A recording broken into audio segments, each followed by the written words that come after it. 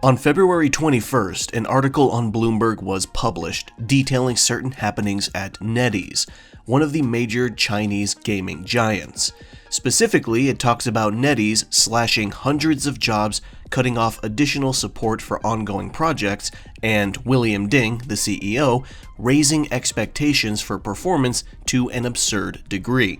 You probably don't need me to remind you of how awful layoffs have been in the gaming industry over the last 2 years.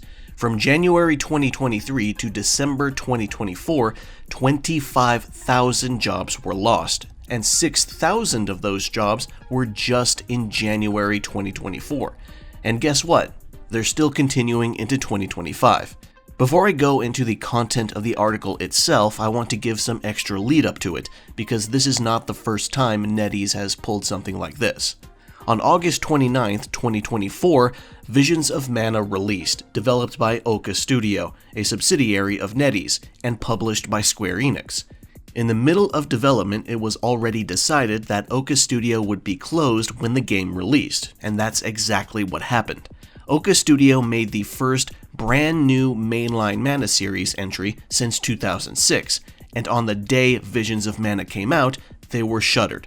It didn't matter that the game was fairly well received, the decision was already made. Then, only 3 months later, NetEase cut their ties with Worlds Untold, a studio led by Mass Effect writer Mac Walters, which was only opened a year ago.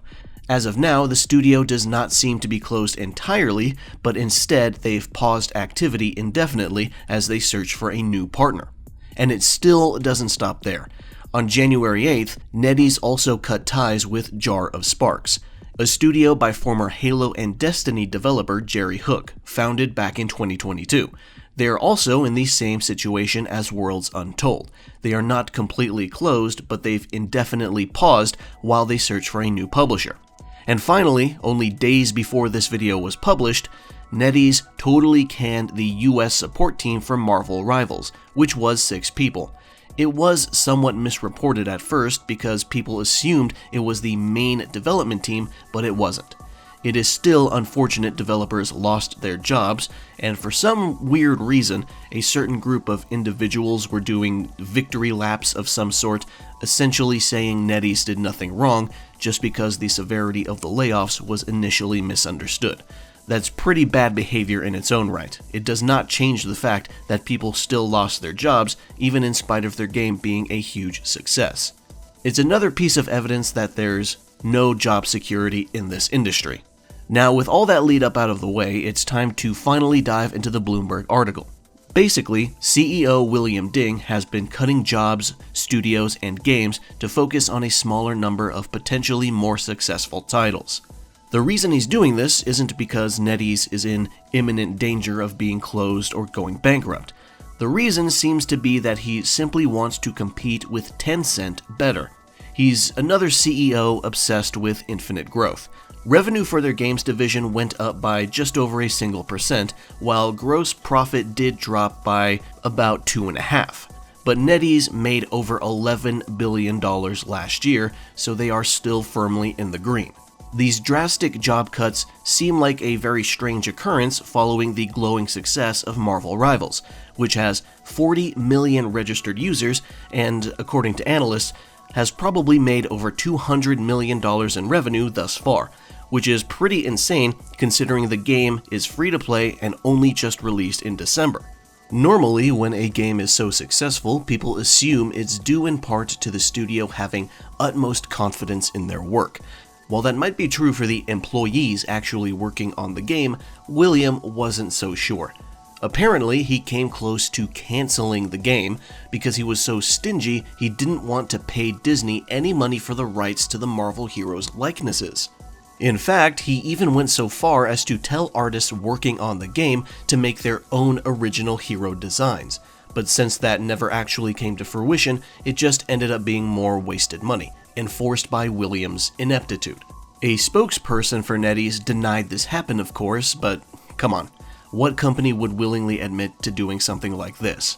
It is a pretty bad look because, to me, it says William has no idea why Marvel Rivals is so successful. It's not perfect, but it is a good game at its core, yes. And it's that, plus the presence of popular Marvel characters, that made so many people willing to try it. For those who don't know how deep William's pockets and ties are, he has a net worth of $32.5 billion, because of course he does if he throws away livelihoods like used tissue. He started investing heavily in Western and Japanese game studios in 2018, buying into and backing up studios like Bungie, Ubisoft, and Riot Games. NetEase also popularized World of Warcraft in China and invested in Devolver Digital and Dream Games. But here's where it gets insane. William supposedly set sales numbers at such a high priority that any game he doesn't believe will generate hundreds of millions of dollars per year will be tossed in the trash. It probably doesn't need to be stated to anyone who actually understands the economy of the game industry at large, but games that make that much money consistently are a tiny, infinitesimally small percentage of games that come out. Most games don't even hit $200 million in their lifetime, let alone every year in perpetuity. What makes this more confusing is that if this is his goal, then why would he create relationships with so many studios making single-player games? NetEase has a minority stake in Rebel Wolves, a studio led by former Witcher and Cyberpunk 2077 devs from CDPR. Their current game is a single-player action RPG.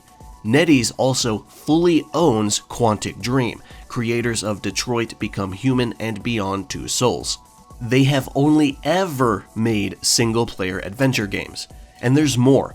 NetEase also fully owns Suda51's Grasshopper manufacture, developers of No More Heroes, and the newly established Nagoshi studio led by Toshihiro Nagoshi, creator of the Super Monkey Ball and Like a Dragon franchises. NetEase just told these Japanese studios that they would not be receiving any more additional time or money to finish up their games, and that there's no plan to spend any more on marketing or promotion, meaning when the deadline hits, those games are going to come out in whatever condition they're in. So there is a real chance, even just a small one, that Nagoshi's and Suda's next games release only partially finished. And what's going to happen to these studios when their games come out? Well, remember what I said earlier when Oka Studio got closed the day Visions of Mana released? That's probably going to happen again. As soon as they're done with whatever they're doing, especially if it's not something that's easily monetizable in the long term, these studios are probably going to be one and done. The only thing that could possibly save them is if their games blow sales expectations out of the water immediately upon release, which is unlikely because their games have a high chance of being quite niche. But the article still doesn't stop there. William has supposedly shut down so many projects at NetEase's numerous Chinese studios that there's a chance none of them will release anything for the entirety of 2026. Another really weird decision on his part is that he's shaking up leadership positions by hiring people in their 20s, fresh out of college, heading into the finance sector with zero or close to zero experience, and putting them in key leadership roles that oversee gaming units and report directly to him. Shit like this is why people hate MBAs and suits with finance degrees. Asshole CEOs who want to maximize growth and profits will plant them into high positions despite them being underqualified, which likely makes them grateful and therefore loyal because their job is to basically cut the legs off the creatives. That's it. The article goes on to discuss the other studios I mentioned earlier, with the added bonus that William overruled other executives in the decision to keep Oka Studio around, because he believes there's no reason to keep a studio that makes games with other publishers, as if they're incapable of making something original if they were allowed to. Now that more or less does it for the Bloomberg article. There's some more details in it if you would like to read it for yourself. A link will be in the description. But wait, that's not the only article we're touching on in this video. Only a few hours after the Bloomberg article was published, another article on GameFile comes around and straight up confirms what a lot of people were assuming based on the Bloomberg article. NetEase is indeed shopping around for other companies to buy up the studios they no longer want. According to GameFile sources, NetEase plans to divest itself from the majority of overseas teams they bought up only 2 or 3 years ago, which means potential closure for more than a dozen studios, including ones that haven't even released a game yet since the time they were acquired. That's hundreds, probably thousands of jobs on the chopping block, and there's likely nothing that'll stop it. GameFile reiterates that Japanese studios like Nagoshi Studio and Grasshopper Manufacture have been given time to wrap up projects but will be receiving no additional time or resources. Now, with all that bad news out of the way, there is some light at the end of the tunnel, but only for specific studios under NetEase. Greg Street, head of Fantastic Pixel Castle, another NetEase team, stated that some games in NetEase's portfolio were actually doubled down on, so some people will actually keep their jobs for the foreseeable future. However, it should be clarified that Fantastic Pixel Castle is working on an MMORPG, a type of game that can be monetized in a number of ways, so this still does not particularly paint a pretty picture for single-player games. So teams like Grasshopper, Nagoshi Studio, and Quantic Dream are probably still in danger. Only time will tell. NetEase's actions here remind me of 2 other companies. Embracer Group, who similarly picked up a bunch of studios in quick succession only to abandon them or close them months later, and Activision, where every possible available resource had to be pried away from anything interesting and forced into the Call of Duty gulag or the Blizzard mines. Some of those decisions still piss me off to this day. Embracer Group's onslaught of closures got numerous promising studios and games shit-canned, and Activision dissolved skilled teams that were capable of making great games on their own. One instance that I've mentioned multiple times on this channel is Vicarious Visions making Tony Hawk's Pro Skater 1 and 2, the remakes of the first 2 Tony Hawk games. It ended up being the fastest-selling Pro Skater title ever made, meaning it absolutely was a success. And they were rewarded for this by being renamed to Blizzard Albany and tossed into the Diablo mines. When I read through these articles about NetEase, I couldn't stop thinking about that. Video games are the most profitable form of entertainment on the planet, and because of this, it is rampant with parasites like this who will scoop up talent, steal years of their time, and then dump them on the day they release their first and only game, or before they even release a game at all.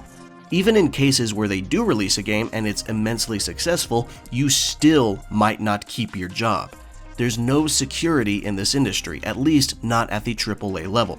CEOs like William and the investors who probably demand more big hits don't seem to understand why or how games succeed or fail. They only care about the numbers on the PowerPoint presentation shown by underqualified finance degrees in top-tier positions. It is sickening. Now, I am willing to believe in, and crossing my fingers for, a more favorable outcome. Maybe Grasshopper and Nagoshi Studio come out of this totally unscathed. That would be amazing. But, as things look right this moment, I'm not gonna hold my breath. This concludes the newest happenings over at NetEase. Thank you for watching, and I'll see you around.